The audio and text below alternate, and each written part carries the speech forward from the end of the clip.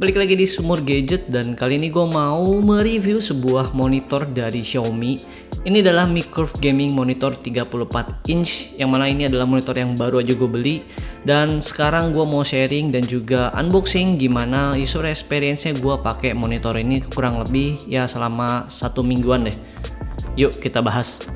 Jadi kalau misalkan kalian cari-cari di marketplace online, di Tokopedia ataupun Shopee, di Indonesia sebenarnya layar monitor ini belum resmi masuk Indonesia, dan gue nggak tahu kapan Xiaomi akan masukin ini secara resmi Indonesia. Padahal ini monitor bener-bener bagus menurut gue, dan para reviewer lainnya juga merekomendasikan monitor ini sebenarnya kalau misalkan lu kesampingkan soal garansinya. So kalau misalkan lu cari di marketplace itu ada dua macam sebenarnya untuk Xiaomi monitor ini.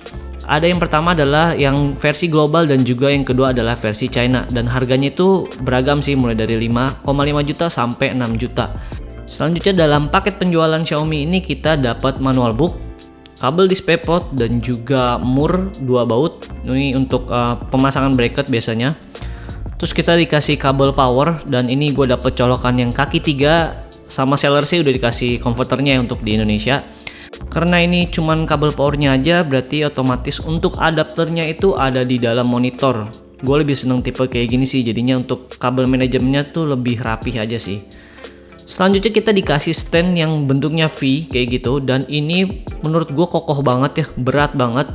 Lalu kita juga dikasih kaki yang udah kokoh banget. Jadi kalau misalkan lu angkat secara keseluruhan dan lu udah pasang nih untuk kaki-kakinya, itu kerasa berat banget monitor ini ketika lu angkat. Dan ini sebenarnya baik ya, bagus ya, karena monitor ini tuh terlihat bener-bener kokoh dan build quality-nya tuh udah nggak main-main lagi. Sekarang kita masuk ke bagian spesifikasi monitor ini. Jadi untuk spesifikasi sendiri gue baca dari websitenya resmi Xiaomi. Ini dia udah ultra wide ya, 21:9. Untuk resolusinya dia udah WQHD, yaitu di 3440 x 1440 pixel. Lalu untuk color gamutnya di sini dia udah diklaim di 121% sRGB. Untuk refresh rate-nya di sini dia dikasih di 144 Hz, itu udah cukup tinggi. Lalu dia juga ada support FreeSync dan juga G-Sync kalau misalkan kalian gunain kabel DisplayPort. Jadi kalau misalkan kalian mau full support monitor ini, kalian harus pakai kabel DisplayPort. Gue udah sempet coba pakai kabel HDMI dan itu cuman mentok di 100 Hz deh kalau nggak salah. Jadi kalau misalkan kalian mau up ke 144 Hz, kalian harus pakai kabel DisplayPort. Sekarang kita lanjut ke bagian desain monitor ini. Di sini gue ngerasa untuk desain dari monitor ini tuh cakep banget dan bener-bener clean. Semuanya warnanya hitam doff, dan untuk bagian glossy-nya cuma ada di bagian logonya Xiaomi di belakang. Jadi menurut gue untuk desain itu udah clean banget. Dan yang gue suka di sini adalah di bagian belakangnya untuk kabel manajemennya dia pakai sistem magnetik. Lalu di bagian port-portnya di sini kita dikasih 2 HDMI 2.0, terus kita juga dikasih 2 DisplayPort 1.4 dan 1 audio port. Lalu di bagian kanan ada 1 kabel untuk powernya. Untuk bagian pembuangan panas ada di bagian bawah, di sini udah cukup besar ya, ada di bagian bawah kanan dan juga kiri. Lalu di bagian belakang sebelah kiri ada tombol OSD yang menurut gue untuk kualitasnya itu udah cukup solid. Lanjut ke bagian depan layar, di sini untuk bagian bezelnya ini menurut gue udah cukup bezel-less. Untuk bagian kanan, kiri dan juga atasnya setelah gue ukur itu untuk tebalnya itu di 0,9 cm, dan untuk bagian bawahnya itu ada di 1,8 cm. Menurut gue ini udah cukup tipis ya. Lalu untuk ergonomic stand-nya di sini dia udah support head adjustment, tilt dan juga swivel. Ketika lu mainin ergonomic stand-nya, kakinya sama sekali nggak bergerak, jadinya ini bagus banget kakinya. Dia sudah menopang layar ini untuk nggak bergerak sama sekali. Untuk kualitasnya pun di sini juga udah cukup mulus ya, swivelnya mulus, untuk tiltnya juga mulus, dan juga untuk head adjusternya menurut gua masih cukup mulus. Jadinya secara kualitas dari soal desain dan juga fungsinya menurut gua ini udah bagus banget. Sekarang gue mau ngomongin soal user experience gue pakai monitor ultra wide.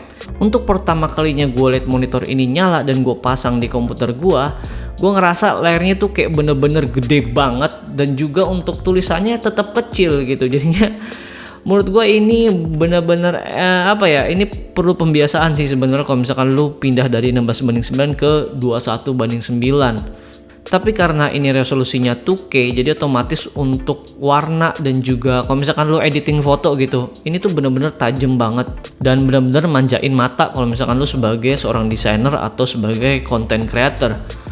Dan yang menurut gue lebih nyamannya lagi pakai ultra wide adalah ketika lu pakai kerja untuk multitasking atau lu buka banyak tab dalam satu layar. Ini tuh enak banget. Jadinya lembar kerja lu tuh bener-bener luas. Lu bisa sambil buka YouTube, lu bisa sambil buka untuk script lu bisa buka Adobe Illustrator, bisa buka Photoshop. Macam-macam lu bisa langsung tampilin dalam satu layar ini gitu. Tapi lu harus bukanya kecil-kecil ya, karena gue sebenarnya juga pakai monitor ini, gue nggak pernah pakai full screen ketika gue lagi kerja gitu. Menurut gue kegedean aja untuk bagian kanan dan juga kirinya agak jauh. Jadinya biasanya gue kalau misalkan kerja itu gue fokusin di tengah dan juga nggak full screen untuk apa yang gue lagi kerjain gitu. Selanjutnya untuk bagian multimedia, menurut gue ini juga cukup unggul. Kalau misalkan kalian nontonnya itu di rasio 21:9, misalkan di Netflix kalian cari film 21:9, itu enak full screen. Tapi kalau misalkan kalian nonton YouTube yang masih 16:9, itu untuk bagian kanan juga kirinya itu barnya cukup gede dan itu menurut gua kurang enak sih dilihatnya. Makanya selama ini gua untuk nonton Netflix atau gua buka YouTube itu gua nggak pernah full screen. Lalu untuk bagian gaming, ini juga salah satu keunggulan monitor ini karena dia udah mendukung refresh rate 144Hz. Dan selama ini sih gue untuk main gaming karena VGA gue masih jadul yaitu GTX 970, gue nggak terlalu ngerasain fullnya daripada monitor ini karena ini udah resolusi 2K. Jadi VGA gue tuh agak berat kalau misalkan gue main game-game sekarang untuk di resolusi fullnya ya di 2K itu. Dan selama ini gue coba di game Battlefield 4, dia masih bisa sih dapat settingan high untuk full di monitor ini. Untuk pengalaman bermain gamenya gimana? Menurut gue untuk dari segi visual itu jauh lebih luas dibandingkan sebelumnya. Jadinya biasanya kalau misalkan lu main Battlefield gitu, main game-game FPS, lu akan mempunyai ruang lebih untuk ngelihat lawan lu misalkan dari balik tembok atau dari mana gitu. Jadi intinya pandangan lu kanan dan kiri itu jauh lebih luas dibandingkan sebelumnya. Ini sih untungnya kalau lu pakai monitor ultra wide.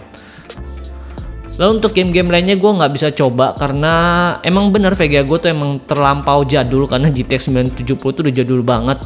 Dan lu tahu sendiri harga VGA sekarang itu jauh banget dari SRP. Jadinya ya udahlah kita nikmatin dulu VGA jadul ini di monitor yang baru ini. Semoga di akhir tahun atau tahun depan harga VGA udah normal kembali ya. So itu aja kesimpulan gue yang masih awam soal monitor. Untuk pertama kalinya gue pakai monitor ultra wide di 34 inch. Kalau lu nanya gue apakah layar ini worth it, menurut gue ya sangat-sangat worth it karena di harganya 5,5 juta gitu. Start 5,5 juta lu udah bisa dapet spesifikasi monitor yang segini bagusnya dan juga build quality-nya yang bener-bener kokoh dan juga bagus. Kalau misalkan lu nggak mikirin soal garansi, ini oke banget sih menurut gua. Tapi kalau misalkan lu orang yang berpikir garansi, menurut gua jangan pernah beli monitor yang nggak bergaransi resmi karena kalau misalkan terjadi apa-apa itu akan sulit untuk lu klaim garansinya. Monitor ini gue beli di harga sekitar 5,8 atau 5,9 juta dengan garansi 1 tahun distributor. Gua nggak tahu nanti distributornya seperti apa penanganannya, di servis ataukah diganti baru, tapi semoga dalam 1 tahun ke depan ini monitor nggak kenapa-napa. Kalau kalian suka konten-konten gue, kalian bisa langsung klik subscribe dan juga jangan lupa nyalain tombol loncengnya biar kalian gak ketinggalan video terbaru dari gue. Dan kalau kalian ada yang mau tanya-tanya seputar gadget, kalian bisa langsung mampir aja ke IG kita di Semur Gadget, nanti untuk linknya gue taruh di deskripsi. Oke, sorry karena gue baru update video lagi dan bye-bye.